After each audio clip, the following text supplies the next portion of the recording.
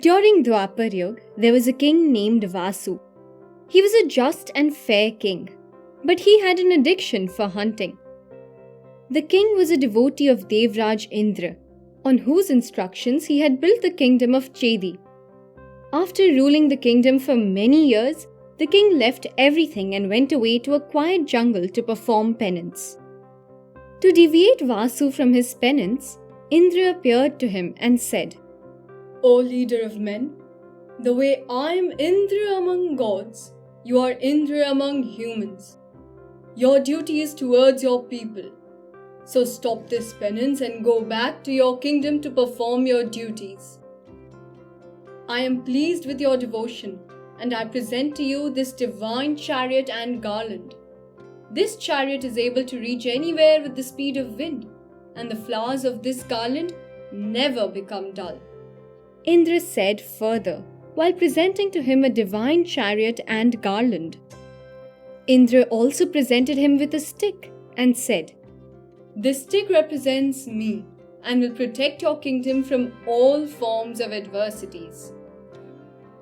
Thus, after receiving blessings from Devraj, King Vasu returned to his kingdom, and at the beginning of New Year, he decorated the stick given by Indra with gold ornaments and flowers, and worshipped it.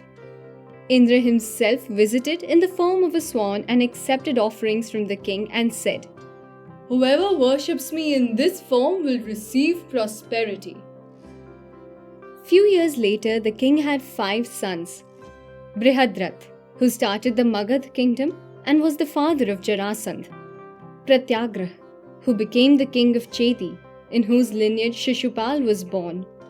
Kusanv, who later became famous as Manivahan. Mavel and Yadu. They all became rulers of different provinces. When King Vasu would roam around on his flying chariot, everyone would call him Uparichar. Once, King Uparichar was riding on his divine chariot. He heard the cries of Shuktimati river.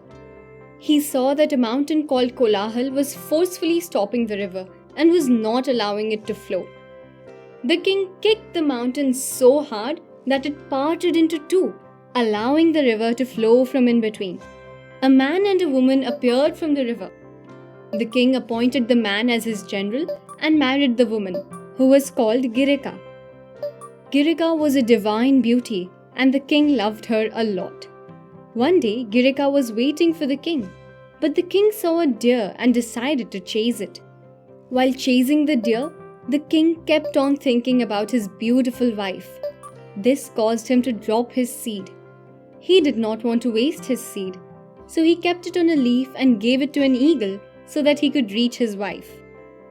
On the way, another eagle noticed this bird carrying the leaf and thought it was meat and attacked him. This caused the leaf to fall into river Yamuna below. Apsara Adrika was living in Yamuna as a fish because of Brahmadev's curse. In the form of a fish, she ate the leaf carrying Vasu's seed. A few days later, a fisherman caught that fish.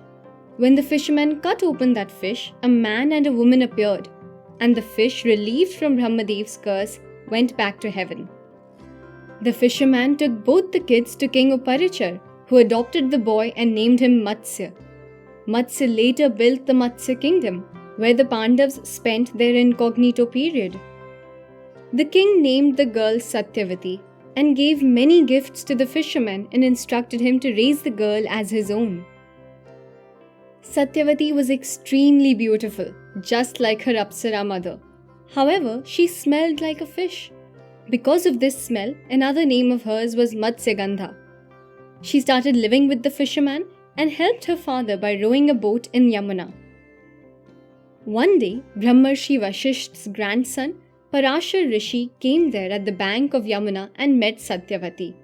The Rishi was infatuated with Satyavati and said, I have a strong desire for you. Please accept my advances.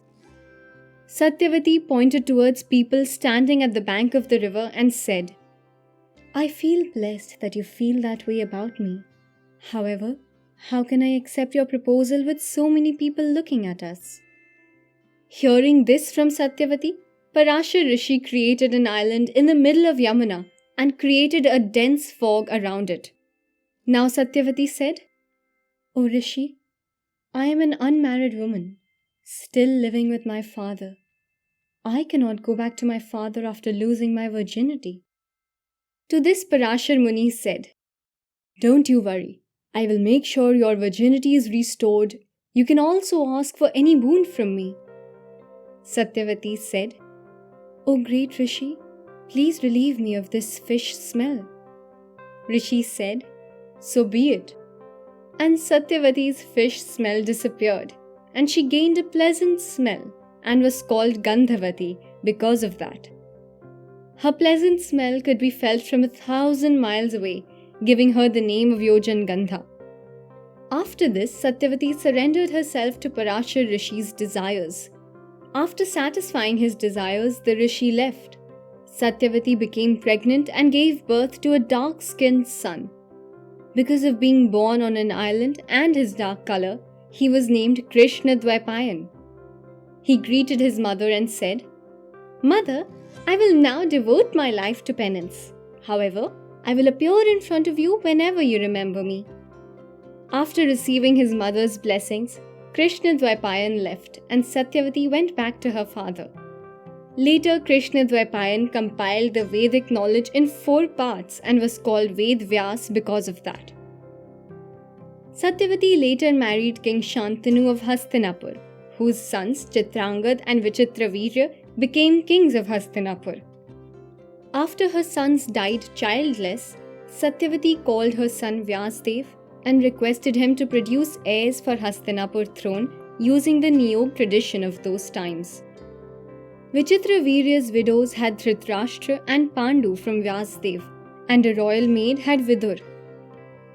Later, the sons of Pandu fought against the sons of Dhritarashtra for the throne of Hastinapur, which became popular as Mahabharat.